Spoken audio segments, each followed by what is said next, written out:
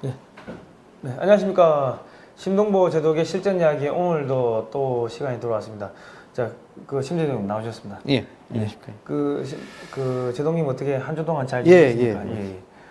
자, 오늘은 이현재 전 경제부총리가 이제 DJ 노무현 정권 때 몸을 담았던 경제 관료인데 문재인 정권이 갈 때까지 가서 터진다 이런 이야기를 지금 하고 있습니다. 예.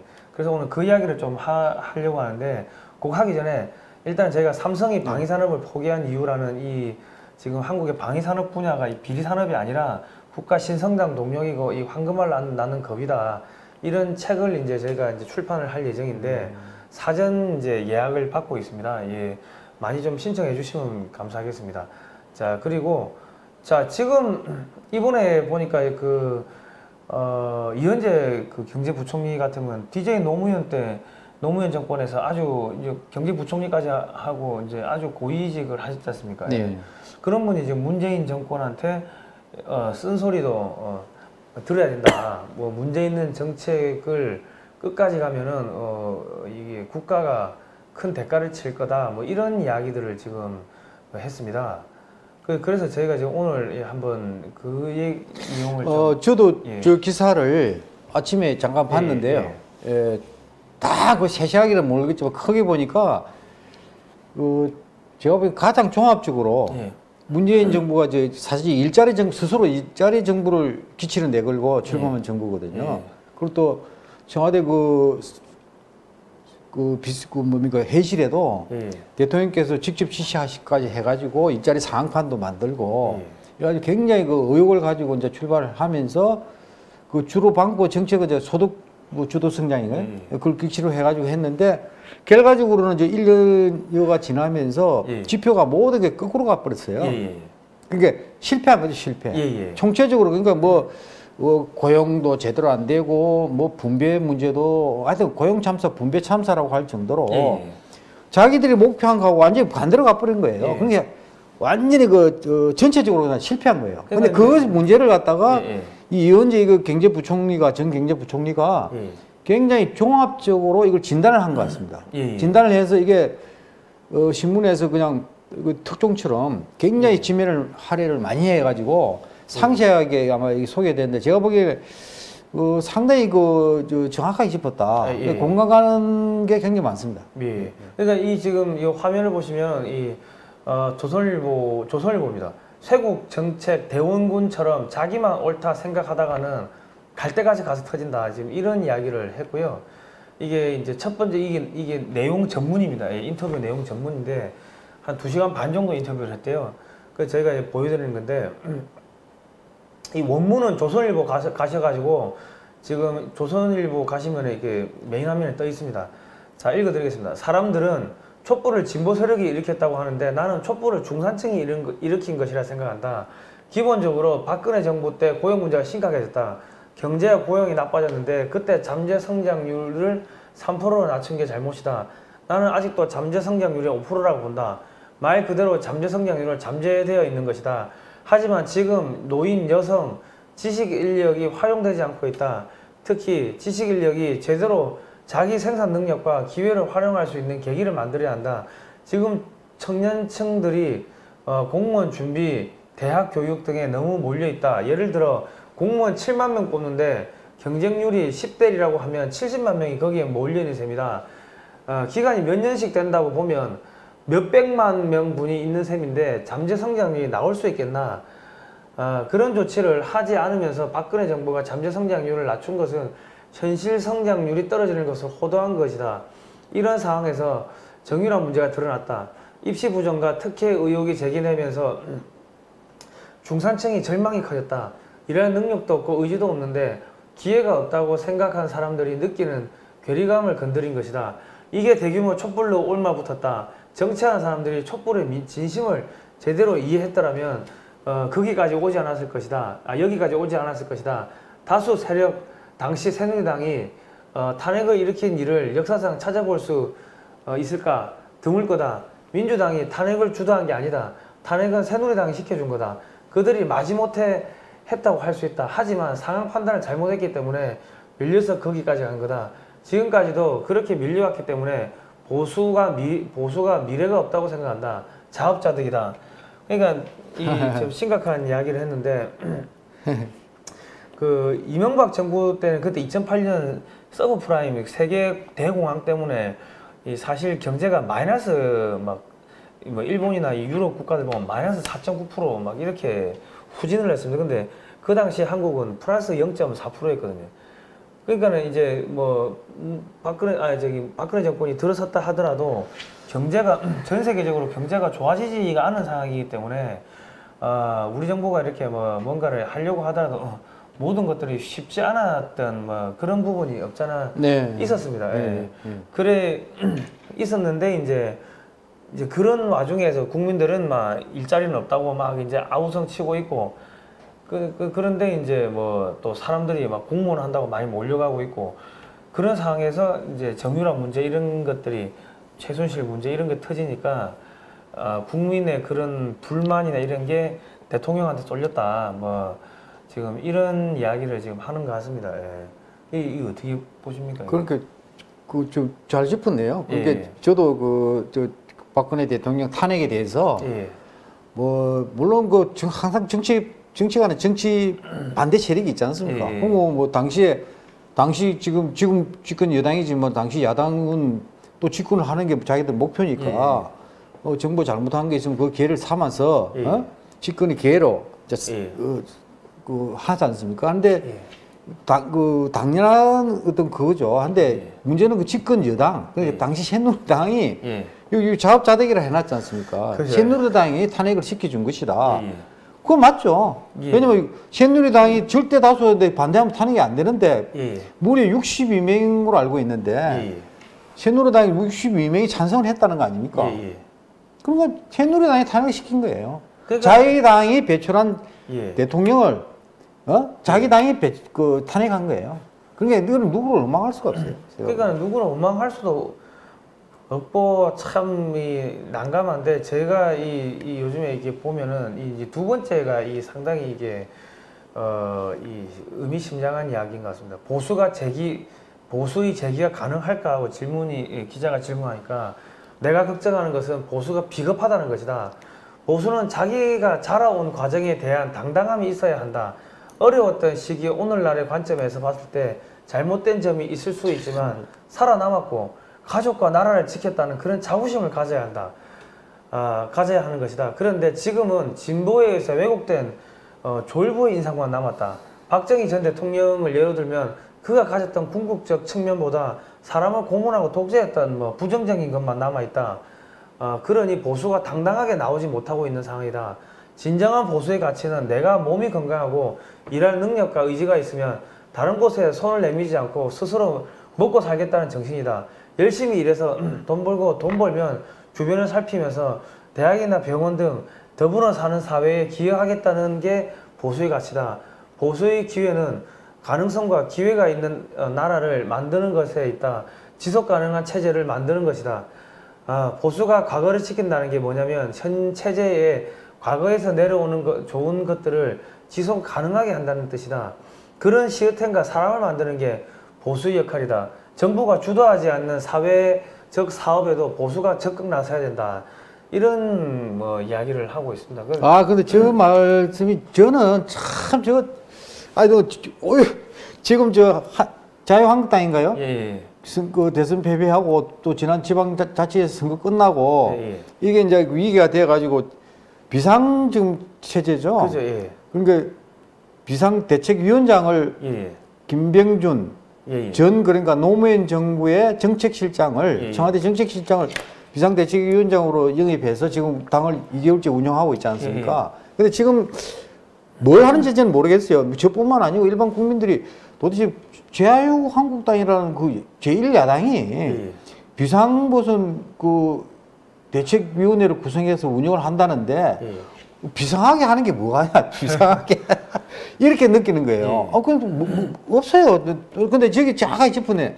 오히려 지난번에 노무현 정부 때 경제부총리를 하시지만은 오히려 이런 분이 굉장히 그 문제의 본질을 보고 있거든요. 자유한국당이 우선 자부심이 없어요. 당당하지도 못하고.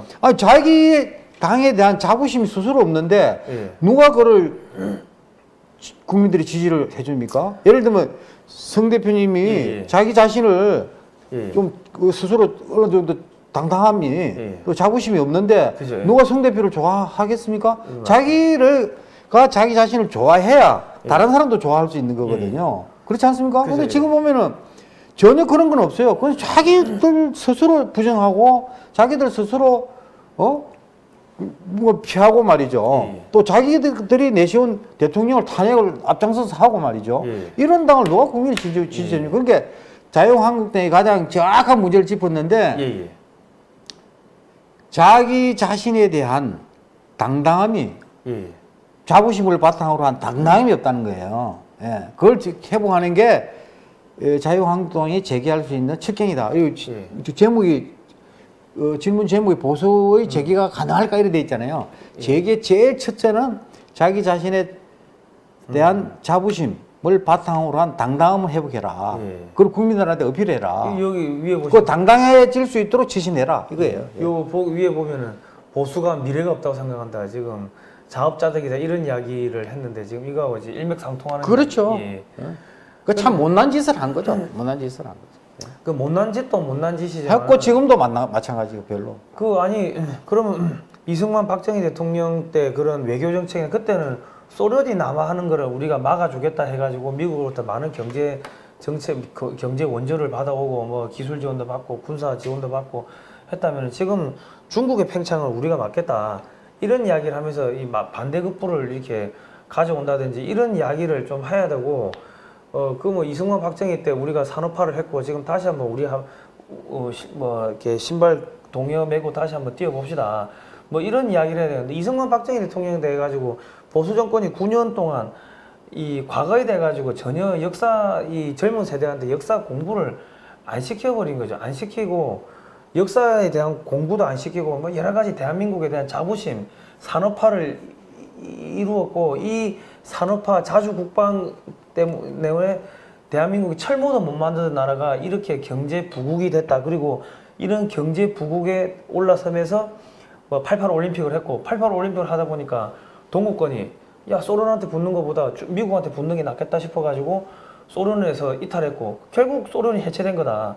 대한민국이 악의 세력인 소련을 해체했다. 이런 이 대서사실을 갖다가 이야기를 해주는 사람이 아무도 없었다고요. 그러니까 참 그 정말 찬란한 역사를 그 어떻게 보면 창조해 온 거예요. 우리나라가 그냥 무에서 유를 창조한 그죠. 수십 년 만에 그게 중심에 지금 자유한국당이라는 그 준신이 뭐 새누리당 쭉 당명이 많이 바뀌어 왔지만은 보수 그게 있었단 말이에요. 그 중심 가치를 가지고 엄청난 그 우리나라 역사상 일을 했는데 물론 그 과정에 뭐 인권 문제라든지 또 바람직하지 못한 일도 있었죠. 하지만 크게 보면은 그 긍정적인 측면이 많았다는 거죠. 그럼 거기에 대한 스스로 자부심을 왜 가져야 되고 그것을 국민들한테 잘 알리고 또 당당하게 해서 그 지켜갈 거는 지켜가면서 개선할 걸 개선해야 되는데 송두리 집 자기 부정을 하고 있는 거예요. 그러면 여러분 자기 당에서 배출한 박정희 대통령 또 뭐 쭉 역대 대통령들 있잖아요. 근데 역대 대통령 돌아가신 분도 있고 박정희 대통령 돌아가시고 이승만 대통령 뭐 그 전신이 자유한국당 뿌리 또 그 이승만 대통령부터 시작한 거 아닙니까? 그런데 쭉 해왔는데 돌아가신 대통령인데 문제는 살아있는 대통령 중에 2명이나 지금 감옥소에 가 있지 않습니까? 그렇죠, 그러면 거기에 대해서 민감하게 반응해야 됩니다. 왜냐하면 자유한국당으로서는 법적으로 잘못되었고 제가 되면은 당연히 그거 해야 되는데 억울한 게 있다 이거야. 예를 들면은 그러면 풀어줘야 돼요. 그리고 국민 절대 다수가 지금 잘못됐다. 법 적용이 잘못됐다. 뇌물을 받은 것도 없는데 왜 저렇게 25년 행위나 받아가지고 지금 감옥소에 있느냐. 그리고 원래 불구속 그 재판이 원칙인데 처음에 구속을 됐다가 다시 또 구속기간이 연장이 돼가 했죠. 구속 상태에서 재판을 받고 있는 거예요. 아무도 이야기하는 사람 없더라고요. 그런데 지금 제가 확정되지 않은 그런 상태에서 구속을 저렇게 1년 넘게 한데 한마디도 자유한국당에서 자기가 대통령 대통령에 대해서 석방해서 최소한 불구속 재판을 하라고 공식적으로 강하게 욕하는 걸로 기억이 없어요, 저는.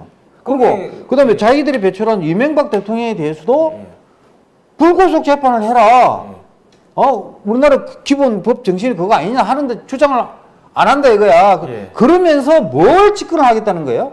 그러면 앞으로 집권했을 때 또 대통령이 나왔다 치자. 그러면 그 대통령이 그렇게 할 거냐 이거야. 그러니까 저는 배은망덕하고 인륜을 저버린 그런 정당을 대해서 국민들이 지지할 것이라고 하는 것은 저는 어느 도단이다. 자기 모순이다. 이런 생각이 드는 거예요. 그러니까 이게 진짜로 제가 답답한 게, 와, 거기 뭐 법 잘하는 검사 출신도 많지 않습니까? 그렇죠. 검사 출신도 많은데, 우리는 법을 잘 몰라서 그렇다 하더라도 검사 출신도 많은데, 아무도 그런 이야기를 안 한다는 것 자체가 상당히 좀 그거 하고요. 난감하고요. 옛날에 유명한 대법관이 TV 프로 너가 이렇게 법에 대해서 하는 얘기 아직도 기억이 남아 있는데요. 우리 법 잘 모르는 일반 국민들 상식적으로 법에 대해서 얘기하면 이런 법이 어디 있습니까? 이런 이야기. 그게 법의 정서예요. 이런 법이 어디 있을까? 그게 법은 하나하나 조문까지 다 몰라도 국민들 상식이 있단 말이에요. 이런 법이 어디 있냐? 우리 다투다가도 그런 얘기 하잖아요. 거기에 맞으면 되는 거예요. 그런데 박근혜, 이명박 대통령이 지금 감옥 속에 가 있는데, 이런 법이 어디 있느냐? 불구속 재판해도 될 걸 왜 그렇게 1년 넘게 가둬두고, 그 몸무게가 뭐 35kg라는 얘기가 있는데, 그건 뭐 뼈만 나갔다는 얘기 아닙니까? 그렇게 전직 대통령을 비참하게, 그렇게 해가지고 재판을 해야 되느냐, 이거야. 그리고, 지금 집권 여당에서는 또 옛날 정적이었으니까 뭐 그렇게 하면 안 되지만 100번 양보해도 일견 이해가 된다 하더라도 자기 배출한 대통령을 배출한 그 소속 정당에서 그렇게 하면 안 되죠. 그것도 거기 여성 의원들도 많잖아요. 그럼 여성 인권 탄압이다, 여성 인권 탄압이다 해가지고 성명서도 발표하고 해야 되는데 아무것도 안 하니까 이게 정말 제가 상식적으로 이해가 안 되는 정당이라니까요. 작년에 1월 24일 날 그 국회에 5일째 전시됐던 박근혜 대통령 그 누더화를 이렇게 누가 떼가지고 제가 던졌는데 제가 이해가 안 되는 거 아직도 이해가 안 돼요. 국회의원들 300명이 매일 그 지나다니는 로비에 1층 로비에 있었던 그림을 그리고 계속 언론에서 많이 보도가 됐어요. 그리고 많은 사람이 가서 강의를 했다고. 근데 국회의원 중에 한 사람도 강의했다는 얘기를 들어본 적이 없어요. 그리고 자기 당이 출신 대통령이 그렇게 현직 대통령이에요. 그때 탄핵이 헌재 결정되기 전이거든. 국회에서 탄핵이 이제 됐고. 근데 그 소속 정당에서 국회의원 한 명도 항의한 사람이 없었어요. 나는 그래, 이게 도대체 이분들이 무슨 정신을 가지고 지금 정치를 하는지 이해를 못 하겠어요, 지금도. 그 지금 진짜로 이게 제가 당황스러운 거는 이 뭐 정당에 대해 가지고 뭐 그것도 그러지만은 이 소위 말해서 이 뭐 보수라고 하는 이 뭐 우파 혹은 뭐 자유진영이라 하는 이런 쪽에 이 몸담고 있는 분들조차도 이 소위 말해 가지고 이 자기 목소리를 안 내고 다 찍힐까봐 숨어 있다는 거죠. 그러니까 그런 지식층들, 엘리트층들이 집단적으로 야 이거는 문제가 있다고 한마디씩 계속 하면 되는데 그렇게 되면은 뭐 자기가 불이익을 받을까봐 전부 다 이렇게 숨어 있는데 그러면 불의를 보고 참고 타협하라고 학생들한테 가르칠 겁니까? 국민들한테 가르치고. 근데 하여튼 이 말이 안 되는 거죠. 오늘 이게 조선일보인가요? 이게 이현재 전 경제부총리가 지금 문재인 정부의 경제 정책에 대해서 이제 정말 빼 있는 이야기를 하면서 이제 보수 쪽 이제 이 문제를 약간 언급을 했는데 참 시적절하고 정말 전곡을 찌른 그런 의견을 개진했다고 봅니다. 그런데 대한민국 지식청에서는 여든 야든 정치 성향이 문제가 아니고요. 국가가 이게 잘못되어 가는 것에 대해서는 얘기를 해야 됩니다. 얘기를. 오늘 이현재 전 경제부총리 같이 이야기를 해야 됩니다. 이게. 그래서 국민들 깨우쳐야 돼요. 사실은 사실. 그리고 정부에 대해서도 경고를 줘야 돼. 경각심을 일으켜야 됩니다. 그래서 문재인 정부가 실패하면 안 되지 않습니까? 실패하면 결국은 국가적인 불행이고 국민들이 불행해지는데 실패하는 걸 그 실패로 가고 있는 것을 보면서 예. 그냥 방관한다. 예. 이거는 특히 지식인이 옛날에 또 고위층에 있었던 사람들은 그 도리가 아니죠. 예. 얘기를 해야 됩니다. 예, 예. 그 개혁은 이게 이제 제가 또 읽어드리겠습니다. 개혁은 자기 명분에 매몰되기 때문에 개혁 세력에 의해서 부서진다. 개혁은 도둑처럼 소리 없이 왔다 가는 것이다. 눈치도 못 채게 못 채는 사이 지나가야 비로소 개혁이 되는 것이지 와글와글하게 개혁한다고 하면 쉽지가 않다. 예를 들면 지금 많은 기업들이 조심하는 배임 횡령 같은 것들이 다 분식회계에서 비롯된다. 그건 외환위기 직후에 그전까지 사문화했던 것을 회계 준칙을 만들면서 정착시킨 것이다. 당시에는 사람들이 아무 관심도 안 가졌고 조용히 진행했다. 하지만 지금은 분식회계와 배임 횡령이 무서운 존재가 됐다. 과거 변화를 읽고 미리 준비한 기업들은 문제가 없었지만 그렇지 않은 곳은 다 처벌받았다.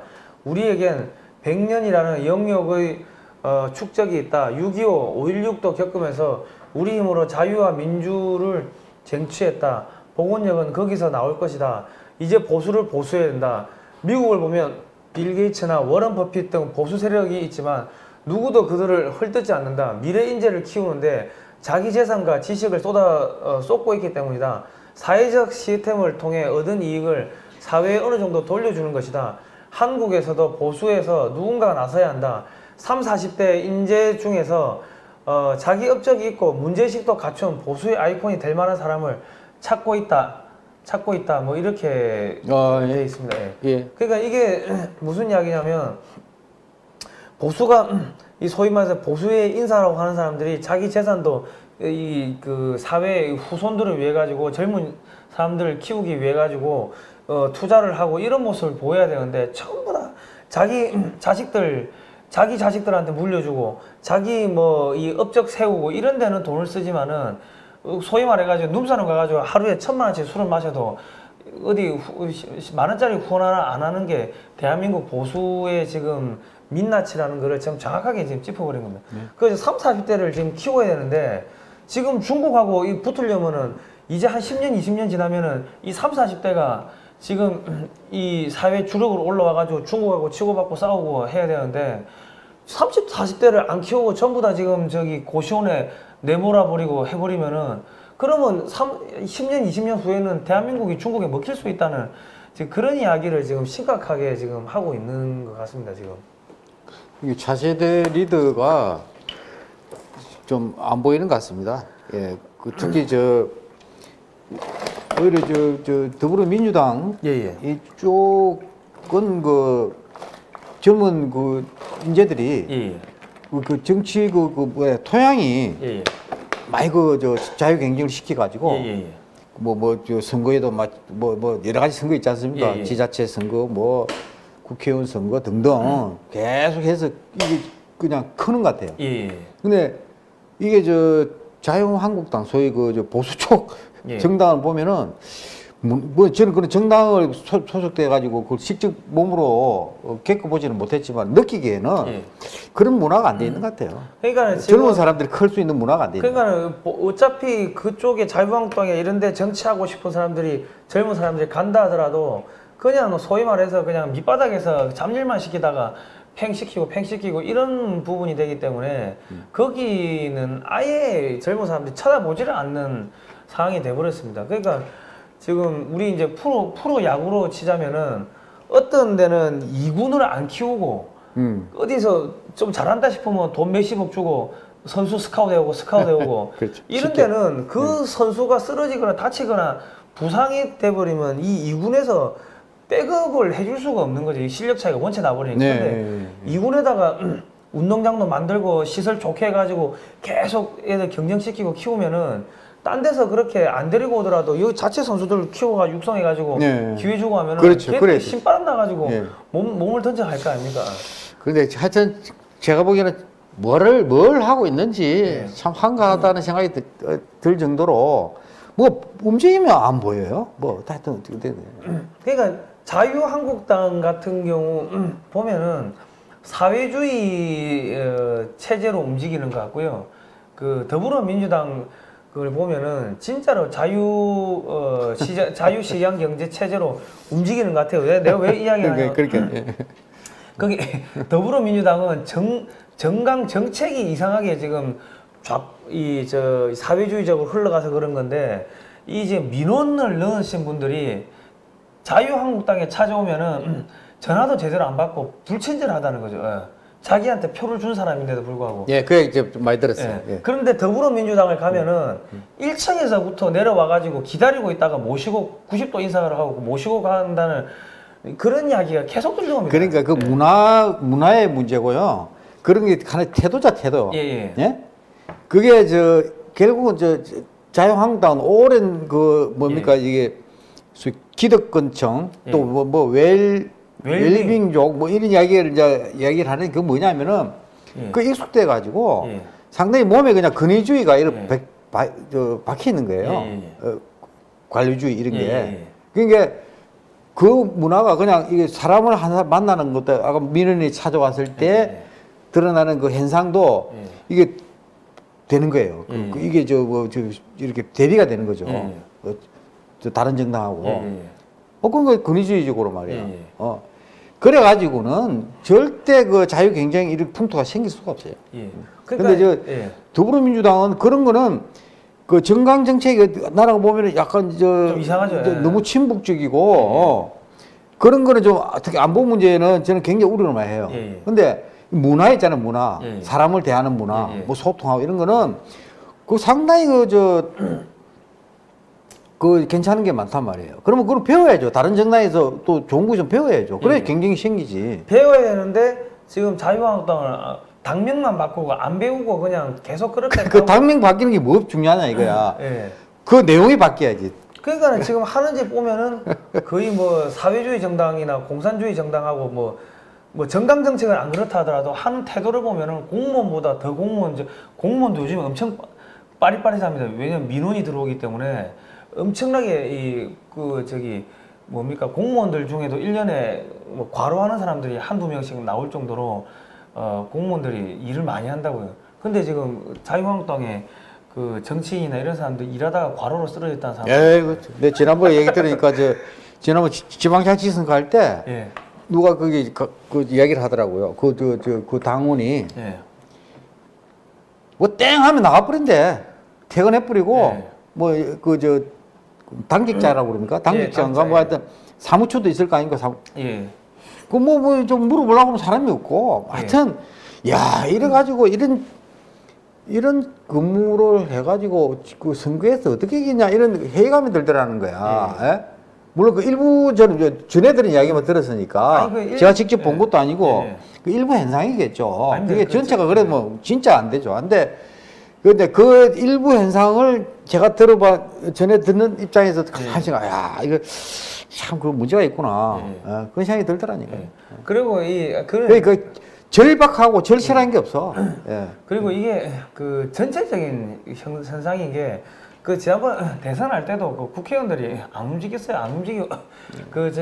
공보실에 찾아가 보니까는 주말에는 그 문 닫고 퇴근하고 나오지도 않고 뭐 그런 거부터 해가지고. 근데 이 방송 자유한국당 누가 보시면 굉장히 불편하실 것 같은데. 아니 불편해도. 그런데 우리가 어느 정당 소속도 아니고 자유한국당 그것도 아니고 뭐 더불어민주당 그것도 아니지만은. 근데 다 이게 보수든 진보든 건전하게 발전하는 게 우리나라 국가 이게 맞거든요. 그런 측면에서 이게 좀 말씀을 드리는 거니까 그렇게 이해하시면 되겠습니다. 또 오늘 이현재 전 부총리께서 진짜 이거 중요한 말씀을 하셨기 때문에 그 이야기를 한번 리뷰하면서 놓은 얘기를 그냥 드리는 겁니다. 제가 너무 자유한국당을 왜냐면 그나마 보수 정당이라고 하나 있는데 하는 게 너무 이게 어이가 없어가지고 제가 쓴소리를 많이 했는데 잘 안 듣더라고. 소통이 잘 안 되는 것 같아요.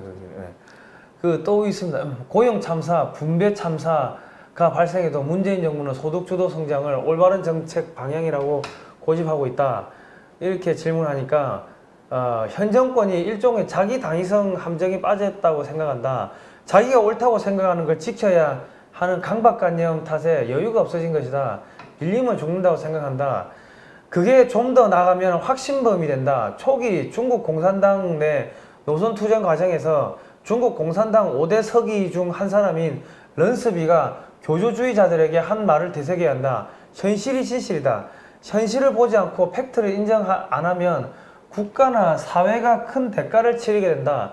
대원군의 쇄국 정책을 봐라. 자기 나름대로는 최선이라고 선택한 건데 결국 나라에 어마어마한 피해를 안겨줬다. 진보는 인간의 지식을 믿고 좀 더 나은 세상을 만들 수 있다고 생각한다. 하지만 현실과 괴리가 생기기도 한다. 진보가 항상 바른 길로만 가지 않는 것이다. 이렇게 이야기를 했고요. 그 밑에 또 질문이 최저임금 과도한 인상, 주 52시간제 시행 같은 시장 원리에 안 맞는 정책이 계속 나온다. 이런 이야기를 또 질문하니까 최저임금은 시장 균형 가격이 50인데 자기들이 생각하는 노동 가치가 100이라고 가격을 100으로 올려버리는 셈이다. 그러니 원래 1000개이던 일자리가 500개로 줄어드는 것, 이게 현실이다. 가장 가격이 가치에 맞지 않으면 정부가 개입해 가치와 가격의 차이가 나는 부분을 사회 안전망 등을 통해 메우는 방식으로 가는 게 맞는다. 불필요한 정부 개입이 줄어야 왜곡이 덜 일어나고 비용도 덜 든다. 52시간제도 마찬가지다. 나는 미친 듯이 일하고 싶은데 52시간만 하라고 하는 것이다. 그렇게 할 수 있는 일이 있고 할 수 없는 일이 있다. 문제 있는 정책을 계속 고집만 하는 것은 소신이 아니라 어리석음의 소치다. 아, 이 아주 이게 심각한 이야기를. 정말 제가 참 공감이 참 정말 많이 가는 글입니다. 예. 진짜 저 소신이 아니라 어리석음의 소신이다. 근데 이게 경제 문제만 그런 게 아니고 이게 지금 안보 문제까지 지금 그렇거든요. 그러니까 자기 확신에 빠져가지고 그르치고 있는 거예요. 똑같은 거예요. 지금 자기들은 잘한다. 소득주도 성장이 고용 문제, 일자리 문제, 이게 그다음 분배 문제 이게 다 해결한다 이렇게 하는데 이거 다 드러나버렸잖아요. 그것도 그 지표로. 그러면 이거 빨리 이걸 바꿔야죠. 근데 계속 지금 더 그냥 가속도로 붙여서 하겠다. 그것도 청와대 그저께 처음으로 당정청 또 전원회의, 그 북한식 표현이잖아요. 우리나라 전원회의라는 말 처음 들어봐요. 북한은 노동당 전원회의 이런 이야기 하지 않습니까? 근데 완전 북한식 표현을 그대로 옮겨가지고 전원회의를 처음 하면서 거기서 전원회의를 하면 자유 토론을 하고 말이죠. 합리적인 그 대안을 도출하는 게 아니고 현상을 진단하고 그게 아니고 정해진 답을 가지고 전체 모아가지고 알려 준 거예요. 우리는 소득주도 성장을 그대로 오히려 가속도로 붙여서 추진하겠다 이렇게 한 거 아니에요. 그게 그 당의 지령을 내린 거죠. 지령을. 그렇잖아요. 그죠. 행식은 전원회의 같은 색깔도 그냥 느낌이 어디 북한 연상이 되지 않습니까? 우리나라에서 전원회의라는 말 쓴 적이 없으니까. 확대회의, 확대회의, 전체회의 이렇게 하지. 무슨 전원회의란 말은 대한민국 건국 이후 처음 쓴 용어라니까요. 그렇습니까? 그러니까 4.27 남북 정상회담에 판문점 선언에 쭉 읽어보면은 북한식 표현이 많이 들어있다고 그러잖아요.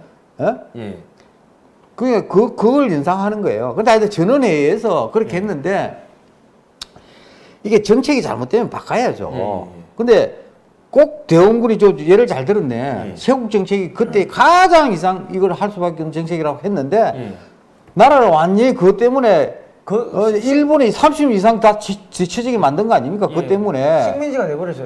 그리고 식민지가 됐고 나라를 그러니까 나라를 완전 망하게 한 정책이란 말이야. 쇄국 정책이라는 게. 이게 쇄국 정책을 하면은 잘 될 거로 생각했는데 수영문물부터 우리를 보호하고 말이죠. 거꾸로 갔단 말이야. 똑같은 게 똑같은 거. 그러니까 이게 마지막인데 이게 뭐라고 그랬죠? 갈 때까지 가서 터질 거라고 그랬잖아요.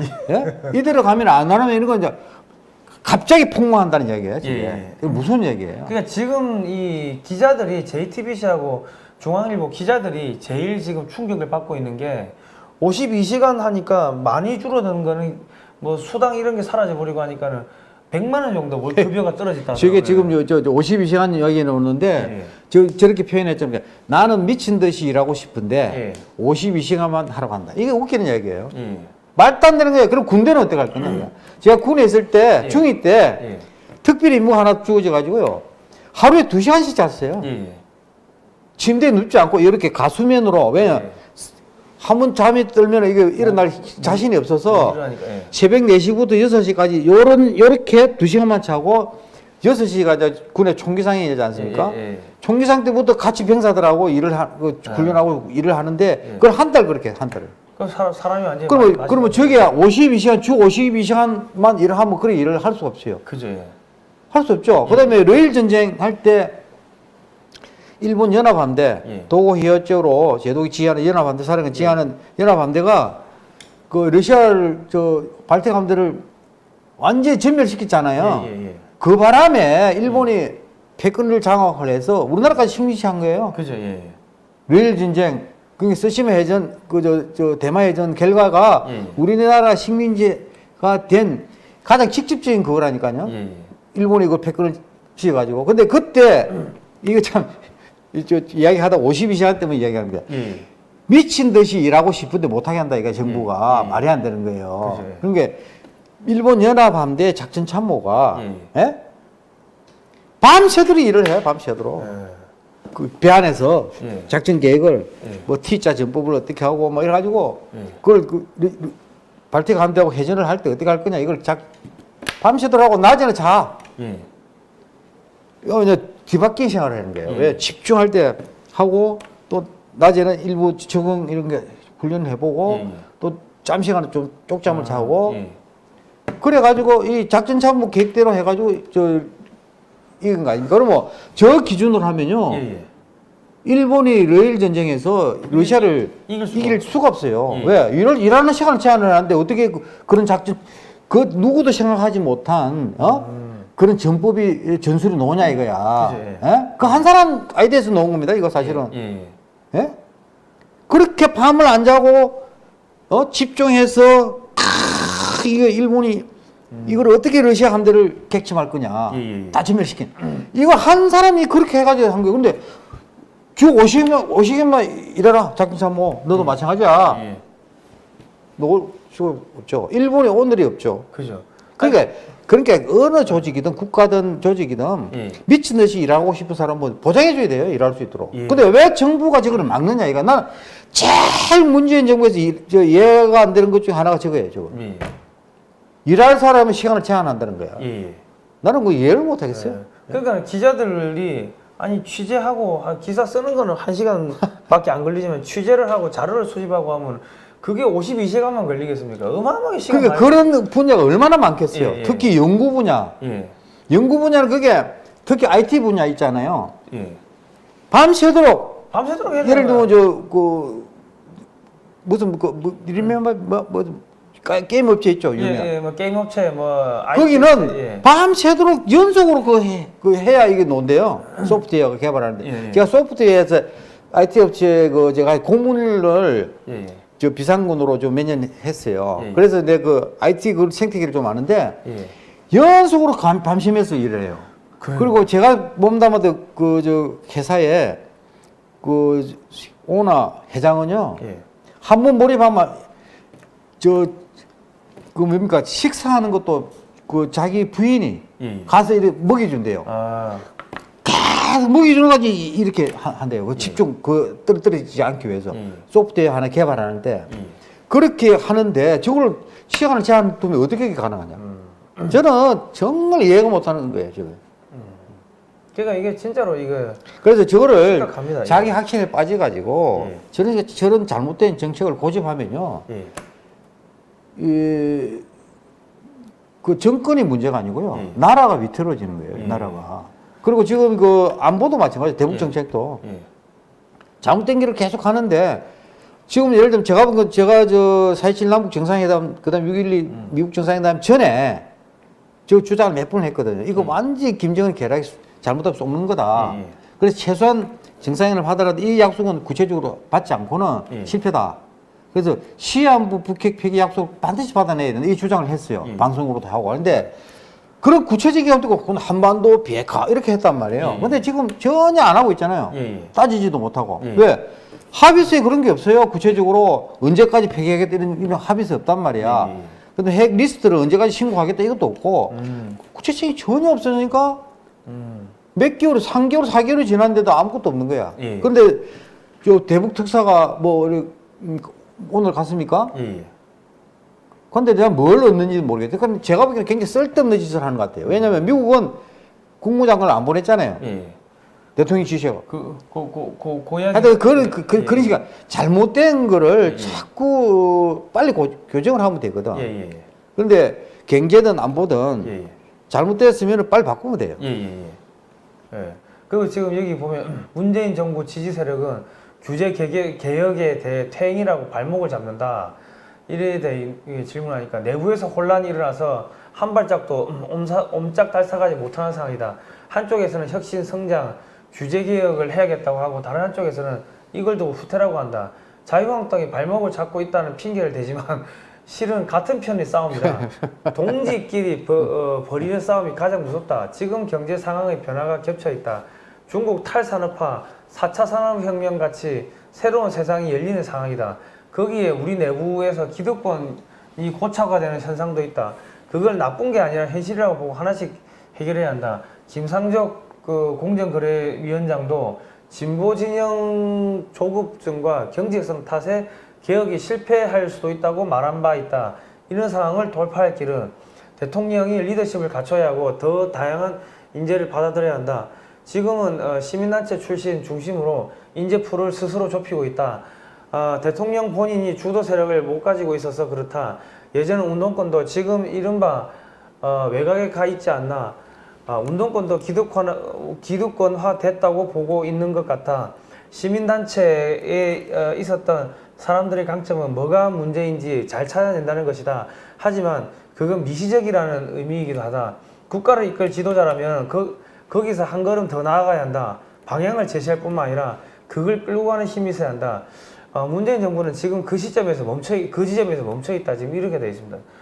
그러니까 지금 4차 산업혁명 우리가 뻗어나가야 되는데 4차 산업혁명은 결과적으로 사람의 이 지적인 두뇌에 달려 있는데 이 뭐 모든 걸 뭐 규제로 해가지고 52시간 일 못하게 막아버리고 뭐 여러 가지 저런 내부적인 그 갈등 이런 것 때문에 지금 이현재 좀 경제부총리가 대통령 리더십까지 지금 지금 마지막이죠.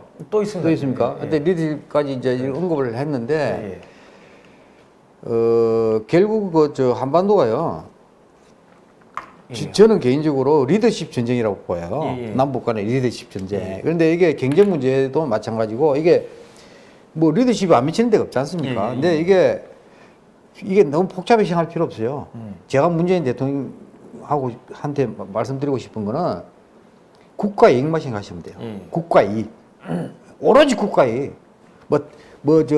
더불어민주당의 이익도 아니고 청와대의 이익도 아니고 그동안 지지 계층의 이익도 아니에요. 이 대통령이 됐으면은 집권이 됐으면은요. 이미 대통령이잖아요. 1년이 넘지 않습니까? 오로지 대통령 국가 이익만 생각해야 된다니까요. 자기 지지 세력 생각할 필요가 없어요. 그동안 많이 했어. 그리고 국가 이익만 생각하면은 그것도 지지 계층에도 이롭게 되는 거예요. 그걸 생각하면 되는데 국가 이익을 자기도 생각 안 하겠습니까? 근데 그걸 생각 안 하고 지지 계층에 너무 함몰되면 안 된다. 나는 그걸 말씀드리고 싶고, 그리고 국가 이익을 구현하기 위해서는 국민들 자부심을 불러일으켜야 돼. 그래서 국민들이 일할 맛이 나게 만들어야 된다. 이런 정책 해가지고 일자리가 뭡니까? 소득주도 성장이다, 뭐 이래가지고, 최저임금이다, 주 52시간 이런 사실 할 필요 없이 국민들 그냥 자부심을 가지고 국민들이 신바람나게 일할 수 있도록 자율적으로 정부가 간섭하지 말고 그냥 맡기라 이거야. 시장 그게. 나는 그랬으면 좋겠어요.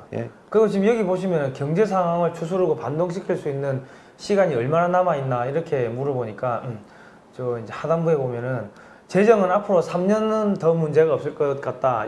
아이러니하게 박근혜 정부에서 세금을 많이 거둔 결과로 이 정부가 3년은 걱정을 덜 수 있게 됐다.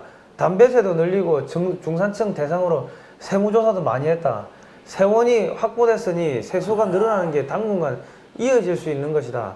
문제는 그 다음이다. 생산이 늘지 않고 경제가 활력을 잃으면 세금이 들어오지 않는다. 재정이 못 버텨두면 결국 정부 부채를 늘려야 하는 상황이 닥치게 될 거다. 하지만 고용의 고통은 당장 찾아올 것이다. 지원 얼마 받는다고 해서 실업의 고통이 사라지는 게 아니기 때문이다. 이 이제 박근혜 정권에서 욕을 먹으면서 세수를 확보를 많이 해가지고 지금 문재인 정권이 그거 가지고 펑펑 쓰고 있다 이런 이야기를 했는데 사실 저런 부분도 저기 박근혜 대통령이 탄핵된 아주 그 근본적인 것도 민심이 확 돌아버린 게 담배값이 거의 한 2배 가까이 그러니까는 100%가 올라가 버린 거죠. 10% 오른 것도 아니고 뭐 2,500원 하든 거의 한 5,000원 가까이 올라 버리니까 국민들이 이제 서민층이 확고한 그 지지층이었는데 그 30%의 콘크리트 지지층들이 전부 다 등을 돌려버린 상황이었습니다. 근데 그렇게 해가지고 모아놓은 거를 지금 문재인 정권이 다 쓰고 있다는 그렇죠. 지금 그런 이야기를 하고 그 문재인 정권은 뭐 하고 있냐 이 이야기를 빙 돌려서 한 것 같아요 지금 보니까. 참 이 앞전 정부에서 이 벌어놓은 걸 그러니까 지금 모든 대한민국의 경제가 안 좋은 게 이명박 박근혜 정권 때문에 안 좋다고 이야기하지만은 지금 돈 펑펑 쓰고 있는 거는 박근혜 대통령이 자기 지지 세력들 욕 먹고 다 이탈표 떨어져 나가는 거 알면서도 돈 벌어놓은 거 가지고 저거 갖고 먹고 산다는 거예요. 그럼 뭐 잘못되면 뭐 항상 그 전 정부 탓하고 실제로 전 정부 덕분에 저렇게 또 그걸 땜질을 하고 있고. 아니 박근혜 대통령은 지금 뭐 문재인 좋은 일 시키려고 저거 지금 저렇게 다 욕먹고 지지 세력 다 떨어져 나가면서 사실은 그 탄핵되는 그 밑바탕에 그런 여러 가지 문제 중에 하나인데 저런 거 하면서 저렇게 해가지고 남 좋은 일 지금 시켰는데 결과적으로 지금 자기 자신을 감옥 가 있고 그러면 그러니까 지금 그저께 무슨 얘기가 나오냐면 지금 정부의 공식 그 경제정책 그 용어가 소득 주도 성장 뭐 이렇게 했잖아요. 그런데 그게 바뀌었더군요. 포용 성장. 그렇게 들어보셨어요? 포용이라는 말로 이렇게 바뀌었어요. 포용. 그게 뭐 포용? 그러니까 이게 이제 그 뭐 잘 사는 사람 못 사는 사람 뭐 이런 거 분배 이런 이야기 이제 다 이렇게 개념을 이어가지고 그렇게 한 것 같은데 포용 성장하려면요. 저 박근혜 대통령부터 석방해놨고 그 지지층까지 다 이렇게 포용을 해야 그게 포용 성장이에요. 저는 그렇게 왜냐면 거기에서 이게 국가 그게 일어나는 거예요. 그죠. 그리고 지금 그 박근혜 대통령이 저기 담배세부터 세무조사 해가지고 욕 먹으면서 돈 벌어놓은 가지고 지금 3년을 고마우면은 버틸 수 있다고 하면은 고마우면은 풀어줘야 될 거 아닙니까? 풀어주지도 않고 지금 그런 포용 성장은 거짓말인 거죠. 자, 제조업이 무너지고 있다. 한국 경제 돌팔구는 결국 위기를 피할 수 있나? 뭐 이렇게 물어보니까 중국에 밀리는 날이 올 수밖에 없다. 자원 없는 우리는 결국 수출밖에 없는데 어디에 경쟁력이 있나? 서비스업인가 제조업이다. 하지만 제조업 경쟁력을 어떻게 끌어올릴 것인지 누구도 심각하게 고민하지 않고 있다.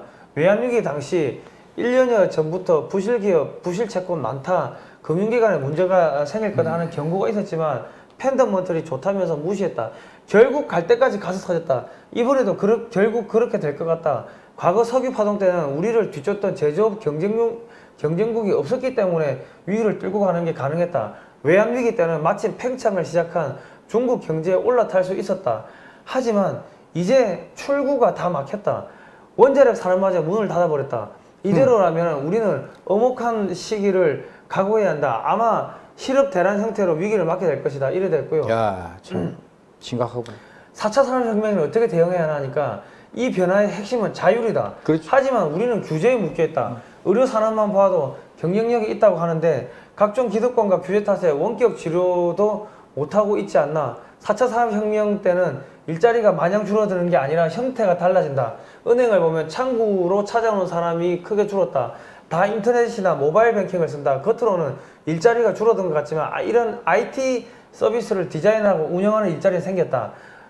이런 사람들은 늘려야 하는데 고용의 경직성 때문에 쉽지가 않다. 사람들이 여러 일을 할 수 있게 고용을 유연하게 하되 실패했을 때를 대비해 사회안전망으로 보완해주면 일자리 문제도 극복할 수 있다. 40에서 50년 뒤에 인공지능으로 많은 게 대체될 것이다. 그러면 그때까지는 인공지능에 의해 일 처리를 할 수 있도록 산업 디자인을 해야 하는 것이 것 아니냐. 그러면 그쪽 일자리를 새로 만들어야 한다. 하지만 지금 자유롭지 못하니 그렇게 할 수 없는 상황이다. 규제뿐만 아니라 기득권 문제도 있다. 나는 두 개의 양극화가 있다고 본다. 하지만 학문적으로 보면 소득의 양극화다. 다른 하나는 기득권의 양극화다. 노조나 시민단체 같은 작은 기득권이 있다. 다른 한쪽에는 기존의 기득권이 있다. 그걸 뚫고 나가야 된다. 아, 이 기득권, 이 기득권 타파해야 된다고 이야기를 말씀하셨습니다. 예. 맞는 말이에요. 예. 경제 위기를 피하기 위해서 지금 당장 우리가 해야 할 일은 무엇인가? 지금부터라도 중국이 우리를 우습게 보지 못하도록 경쟁력을 확보하는데 국가적 사활을 걸어야 한다. 중국이 제조업에 의존할 수밖에 없는 분야를 만들기 위해 노력해야 한다. 우리가 힘들다고 해서 우리 제조업이 모두 중국에 넘어가는 것이 아니다. 지금부터라도 어떤 걸 키워서 경쟁할 수 있을지 국가적으로 찾아야 한다. 그리고 인재다. 지금부터라도 모든 분야에서 중국이 우리를 우습게 볼 수 없는 경쟁력을 만들어 가야 한다. 정부가 필요하면 그런 데 돈을 대줘야 한다. 아이디어를 갖고 하겠다는 의지가 있는 사람들에게는 실패라도 좋으니 10년간 도전해보라는 식으로 가야 한다. 예컨대 바이오 분야 기술 개발하겠다는 사람이 있으면 이들이 그 분야만 파면 평생 먹고 살 수 있을 정도로 지원해줘야 한다. 규제 없이 마음껏 뛰어놀 수 있게 하는 놀이터를 만드는 정책이다. 중소기업 정책도 기업을 지원할 게 아니라 기술과 인재를 지원하는 쪽으로 방향을 틀어야 한다. 일본을 보자. 중국이 난닝 대학살에 대한 일본을 비난하지만 일본에 대해서는 사드 때 한국의 한국과 같은 태도를 보이지 않는 것은 일본에 의존하는 부분이 크기 때문이다. 중국은 일본의 부품 산업, 공장, 엔지니어링, 투자 등 다양한 부문에 여전히 의지하고 있다. 반대로 일본은 2030, 2050, 2030에서 2050년쯤 중국과 대결이 불가피하다고 보고 30, 40대 지식인을 중심으로 어떻게 대응해야 할지 국가 차원에서 치열하게 연구하고 있다. 뭐 이런 이야기도 했습니다. 예. 자, 우리 기업들은 어떻게 대응해야 되나? 실력 있는 사람을 국내에서 많이 키워서 외국 기업들이 한국에 들어와 그런 사람들과 일하고 싶게끔 해야 한다. 그리고 지속 가능한 시스템을 만들기 위해 스스로 애를 써야 한다. 공정위가 기업 지배 구조에 손을 대려고 하지만 그럴 이유가 없다. 하지만 우리 대기업이 지나치게 관료화되어 있다. 몇 년 전 이스라엘에서 국내로 투자 아이템을 가져온 사람이 있어 몇몇 기업에 소개했더니 결국 그걸 외국 대학에 가져가 사업화했다. 이 과정에서 보니 오너가 법적 분쟁을 겪는 게 있어서 이러더라. 대기업이 관료화돼서 오너와 실무진 사이에 대화가 제대로 오가지 않는다. 일부 기업은 핵심 조직이 미래를 고민하는 게 아니라 오너들을 어떻게 하면 편안하게 해줄까? 지금 기업 시스템을 어떻게 하면 현상 유지할까만 생각한다. LG 사례가 있다. 구본모 회장이 1990년대 중반과 2000년대 초반 각각 자동차 배터리 전장 사업에 진출했는데 그때 주변에서 미쳤다고 했다. 하지만 그 기반이 없었다면 지금 LG가 과연 어떤 형태로 남아있을까? 이런 이야기를 했습니다. 그리고 앞으로 충격이 더 크게 온다는 이야기를 했고요. 중간층에 다 무너진다. 40대에서 80대까지 다 무너진다. 월급쟁이 같은 지식 노동자가 무너진다. 이런 이야기를 지금 했습니다. 이제 충격과 공포가 온다는 거죠. 지금 너무나도 지금 이 정확한 이야기들을 지금 하고 있기 때문에 저희가 굉장히 종합적으로 정말 여러 가지 문제의 본질을 짚은 것 같습니다. 그리고 지금 최근 서울 부동산 가격이 다시 오르면서 문제가 되고 있다니까 수요 공급 법칙에 어긋나면 집값이 뛰게 돼 있다. 아무리 가난한 사람도 서울 강남 대치동에 대한민국 사교육 1번지에 자리 잡고 아이를 좋은 대학 보내기 위해 교육을 하는 것은 한국형 신분 상승이라는 현실 때문이다. 교육 문제를 공론화로 해결하는 것은 무책임하다. 대표적인 공론화 사례가 히틀러가 한 짓이다. 히틀러가 공론화를 통해 제일 먼저 공격한 게 의회였다. 지금 정부도 툭하면 공론화 그러는데 몇 사람에 의해 공론화가 이루어지는 거 아닌가? 이루어지는 건가? 매번 국민투표 할 수도 없다. 민주공화국에서 공화라는 건 대의제를 가리키는 것이다. 모든 사람이 모여 할 수 없으니 괜찮은 사람이 모여서 결정하고 결정하는 방법을 민주적으로 하자는 것이다. 싫든 좋든 국회를 지키지 않으면 공화국이 무너진다. 이런 이야기를 했고, 또 저출산이 심각하다. 이런 이야기를 했는데 자기도 이제 정확한 답은 모르겠다 이거죠. 하지만 적어도 애를 낳으면 16세까지는 애에 대한 생계비를 국가가 책임지되 쓸데없는 보조금이다 뭐다 이런 건 다 줄이는 식으로 갔으면 좋겠다. 미국과 프랑스에서 하고 있는 정책을 적절하게 장점을 따오면 좋을 것 같다. 이런 이야기도 했고요. 한국 경제가 활로를 찾기 위해서 시도해 볼 만한 아이디어는 없나 하니까 요즘 생각해 보고 있는 것이 스마트 시티다 뭐 이런 이야기들을 쭉 했습니다. 뭐 이렇게 했고 이제 여기까지입니다. 요 밑에는 이제 요약을 해놓은 이야기들인데 그러니까 결과적으로 중국이 한국을 따라 잡지 못하는 제조업을 성장시키기 위해서는 창조적인 인재들, 일을 하고 싶어 미치는 인재들이 일할 수 있게끔 그냥 지원해줘야 한다 이런 이야기를 하고 있는 겁니다. 예. 그 인재 이야기 많이 했잖아요. 그거 뭐 당연한 거 아닙니까? 결국 사람이 하는 일인데. 근데 그러면서 공론화 얘기했죠. 공론화가 하면 안 된다는 얘기입니까? 그러니까 뭐든지 공론화하자, 탈원전도 공론화하자. 지금 정부가 지금 하고 있는 게 잘못됐다는 이야기. 그게 하나의 그 프로세스를 공론화 과정을 많이 거치잖아요. 원전도 그렇게 하고, 뭐 그것도 뭐 원전 공론화위원회 구성해가지고 하면서 그것도 예산이 꽤 많이 나왔죠. 몇백억에. 그것도 뭐 아니 아무것도 그러니까 이 시민들이 매번 국민 투표를 할 수가 없기 때문에 전문가들을 모아가지고 국회를 보내고 그 국회에서 여러 가지 일을 처리하게. 근데 국회에서 그런 걸 가지고 있는데 왜 교육 정책 하나, 입시제도 하나 바꾸는 것도 그런 식으로 하고. 그러니까 지금 그걸 원전 하나 그게 잘못된 거죠. 그때 아주 잘못된 거죠. 그리고 예산만 낭비하고 말이에요. 그리고 이제 그걸 정책을 합리화하기 위해서 그렇게 하는 것 같은데 그 잘못된 거죠. 히틀러 예를 들었지 않습니까? 히틀러 해가지고 공론화 해가지고 그거를 가지고 한 게 의회부터 공개했다고 그랬잖아요. 원래 의회에서 그 기능을 가지고 있는데 의회를 그냥 그걸 한 거죠. 공론화를 하면서 국민의 여론이 돼가지고 공론화 하에 장을 그냥 무력화시켰다는 얘기예요. 의회를 공격을 해버렸는데 지금 똑같은 상황들이 발생하고. 근데 제가 하는 게 저기 안 나오는지 통계 얘기가 안 나왔지만 안 나오잖아요. 공론화의 가장 결정적인 수단이 통계잖아요, 통계. 그 통계가 지금 통계청장이 이거 바꿨잖아요. 그 통계 조작에 대한 우리가 많잖아요, 지금. 드루킹이 이제 여론 조작. 그다음에 통계 조작. 근데 또 오늘 또 히틀러 이야기 났는데 히틀러가 또 통계 조작을 했다는 거 아니에요. 아, 그렇습니까? 통계 조작 공론화를 했고 통계 조작을 해가지고 자기 그 리더십을 유지를 한 거예요. 그러니까 지금 저 이야기대로 하면은 문재인 정권이 히틀러처럼 하고 있다는 거 아닙니까 지금? 그러니까 그래가지고 전투에서 결정적으로 패한 게 발치 전투예요, 발치. 그것도 그 지휘관들이 장군들이 이거 통계를 나중에 조작된 통계를 또 맹신하는 거예요. 히틀러가 또 조작된 통계를 만든 사람, 조작한 사람까지 맹신하는 거야. 그러니까 그 발치 전투 해가지고 그 아르덴 그 300인가 거기서 그냥 완전 작살이 나버렸잖아요. 전멸했어, 전멸. 그 독일 전차공단이 왜 기름이 떨어지가지고. 기름이. 왜냐면 기름 떨어지는데 전차공 못 움직이잖아요. 그거 완전히 개멸됐다고. 그러니까 그것도 기름 이런 거 다 통계가 나와. 그걸 조작을 했으니까 이상하다 했겠죠.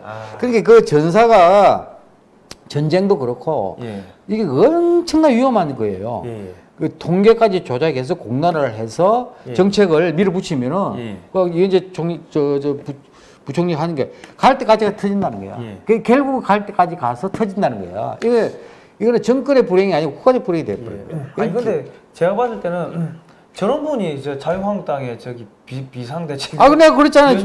차라리 아니 저렇게 똑바른 사람이 소신 있고 뭔가 문제의 본질을 가진 짚고 있는 해안을 가진 사람이 그리고 저분이 굉장히 용기도 있잖아요. 저 정도 인터뷰를 해서 상세하게 그리고 자기가 노무현 그게 좌파 정권의 때 경제부총리까지 한 사람이 DJ 정부 때도 중요한 걸 했다고 그러잖아요.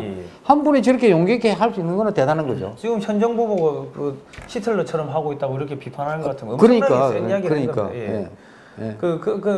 근데 이게 국민들이 무슨 내용인지 이게 내용이 기니까 이해를 잘 못하시는 예, 것 같더라고요. 잘 짚었네요. 그래서 저희가 여기 저 모처럼 예. 저런 용기 있는 분이 예.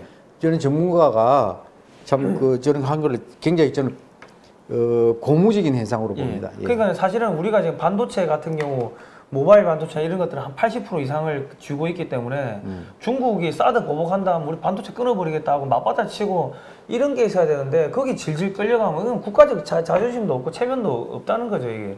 그리고 대한민국의 자주국방 이 산업화 근현대화의 이런 이 에너지 때문에 결과적으로 공산권이 무너졌는데 그러면 우리는 그러한 자부심을 가지고서 우리가 이 뭐 대한민국 생활도 해야 되고 국민도 생활하고 그 뭐 정치인도 기업인도 해야 되는데 지금은 그런 자부심을 모두 다 뭐 적폐청산이 뭐니 해가지고 다 으깨버리. 그러니까 제가 안타깝게 생각하는 현상 중에 진짜 그 말씀 잘하시는데 지금 문재인 정부가 하는 여러 가지 일 중에 제가 참 안타깝게 생각하는 게 자부심이에요. 왜냐면 국민이 국가에 대한 자부심, 그다음 국가 지도자에 대한 자부심이 굉장히 중요하거든요. 그게 있어야 국민들이 일할 맛이 나요. 응? 그러면 일할 맛이 나고 열심히 일하면 국가가 발전할 거 아닙니까? 그게 결과적으로 정권에도 좋은 거 아니에요.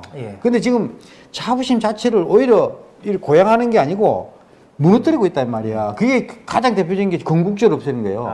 대한민국 건국 70주년 아닌가? 지난 8월 15일 건국 70주년 행사도 안 했잖아요. 그러니까 이 국회에서 행사 70주년 행사하는데 가봤는데 그 정부 행사를 대대적으로 해야 되는데 안 했단 말이에요. 그러면 건국의 뿌리를 뭐 1919년으로 이렇게 하잖아요. 그런데 여러 가지 논란이 많은데 근데 건국이 그것도 중요하지만은 하여튼 그 역대 정부가 잘한 게 있고 못한 게 있단 말이에요. 근데 쌍그리기를 무시하면 안 돼. 아니, 우리나라가 저 건국을 해가지고 북한이 남침 전쟁에서 우리가 나라를 지켜가지고 그다음에 그걸 또 재건을 해서 잿더미를 그 경제를 부흥을 해가지고 또 민주주의까지 그냥 민족까지 해가지고 여기까지 왔잖아요. 세계 11대 강국까지. 그러면 그 전체적으로 수치가 아니 제일 못 사는 나라가 11번째로 강국이 됐으면 그 역사를 부정하면 그 얼마나 자랑스러운 역사야. 그러면 자부심을 높여야지. 그럼 그런 국민들은 알게 하고 우리나라 이런 나라다. 그렇게 해야 되는데 거꾸로 다 무시한다 이거야. 기회주의가 득시하고 정의가 패배하고 말이죠. 기회주의가 득시한 무슨 역사다 이런 식으로 하면 안 되죠. 그리고 스스로 그냥 한마디로 국가 자살이라는 이야기가 있잖아요. 그 자살행위예요, 자살행위. 뭐 오늘 뭐 장시간 제가 이야기했는데 보니까 아유 저분이 대통령 했으면 좋겠습니다. 뭐 그 관료하고 정치인하고 좀 다르다고 하는데 뭐 하여튼 저렇게 이 전체 아니 좌파 정권에 있었다고 하지만은 실제로 그 생각하는 거는 지금 상당히 보수적인. 그러니까 저희 보니까 글을 보니까 굉장히 제가 느낀 게 정직하고요. 그다음 굉장히 용기가 있잖아요. 뭐 전문성은 말할 것도 없고. 저런 분이 결과적으로 국가를 살리는 거예요. 아니 뭐 저는 뭐 저는 정당 그것도 뭐 소속도 아니고 하지만은 어쨌든간 저런 분들이 이 대한민국을 위해서 큰 뭐 대통령을 하셔도 되고 뭐 큰 일을 좀 해줬으면 좋겠어요. 저분이 그 과거 좌파 정권 때 운동권들한테 그렇게 시달렸다 하더라고요. 노무현 정권 때. 그때 이제 얘기는 386. 386. 뭐 청와대에 386 많이 들어갔지 않습니까? 그 눈치를 많이 보잖아요, 당연히. 근데 저분은 그걸 극복했다고 그러더라고요. 386 때문에 하는 걸 그게 뭐냐. 설득이 안 되면 무시해서. 저 정도 실력과 소신이 있고 뭐 하면은. 심지어는 노무현 대통령께서도 그 386 그 자기들 지지자들 있잖아요. 핵심도 반대 엄청 한 거를 어떤 게 설득이 안 되면은 무시하고 오로지 내가 가면 국가 리더십 이야기하면서 대통령 리더십 이야기하면서 국가 이익만 생각하라고 그랬잖아요. 국가 이익만 생각해가지고 한 개 이라크 파병 다 반대했거든요. 그다음에 제주 해군기지 그 다 반대했잖아요. 그걸 노무현 대통령도 착수한 거예요. 그죠? 그다음에 국가 이익이 있으니까. 또 한미 FTA 그거 다 반대한 걸 왜 국가 이익을 왜 그래 한 거예요. 그렇게 노무현 대통령 같은 경우는 굉장히 용기가 있었어요. 자기 지지 세력 반대를 무릅쓰고 국가 이익을 관철한. 그러니까 문재인 대통령이 명시 노무현 대통령의 비서실장 하시고 지금 또 그 정신을 노무현 정신을 이어받아 지금 뭐 대통령 하지 않았습니까? 예. 그런 걸 이어받으셔야 돼요. 국가 이익만 생각하는 리더십. 예. 저는 그걸 좀 본받았으면 좋겠다 하는 생각이 듭니다. 노무현 대통령이 문재인 그 비서실장한테 아 자네는 정치하지 말라고 뭐 그래 이야기했다더라고요. 정치해서는 안 될 사람이라고. 글쎄. 예. 자 어쨌든 그렇고 저희 요 책은 진짜 대한민국 저 자주국방 방위산업 좀 살리고 자주국방 이제 앞으로 우리 이제 만주까지 이제 올라가려고 준비를 하는 그런 이론적인 서적입니다. 그러니까 이제 그 좀 많이 구매를 좀 해주시면 좋겠습니다. 예. 이제 구매는 여기서 하고요. 글로벌 디펜스 뉴스 홈페이지에 오시면 배너가 있습니다. 02711-9642번이니까 여기 오셔서 좀 사전 예약 주문을 좀 많이 해주시면 좋겠습니다. 저희가 지금 이렇게 하는 게 사실은 그 많은 분들이 후원 보내주시면 그 후원들은 뭐 큰 포지션이 아닙니다. 저희가 다 어디 광고비도 따오고 뭐 제 사비도 털고 뭐 이렇게 해가지고 이제 운영하는 게 큰데 이렇게 좀 책을 사주시고 하면은 대한민국 살릴 수가 있고 또 저희 운영하는데 큰 또 이게 보람도 되고 보탬이 될 수 있으니까 좀 많이 해주시기 바랍니다. 그리고 진짜로 이 젊은 사람들이 나와가지고 이렇게 하소연을 하고 피 끓는 그 목소리 가지고 이 이야기를 할 때까지 나와가지고 할 때까지 진짜로 우리 어머니 아버지 세대 중에 배우신 분들 이런 분들이 진짜 가만히 계셨다는 게 사실은 진짜 부끄러운 일입니다. 젊은 사람들이 한번 해보려고 하니까는 조금 많이 도와주시면 감사하겠습니다. 자 다음 시간에 뵙도록 하겠습니다. 예.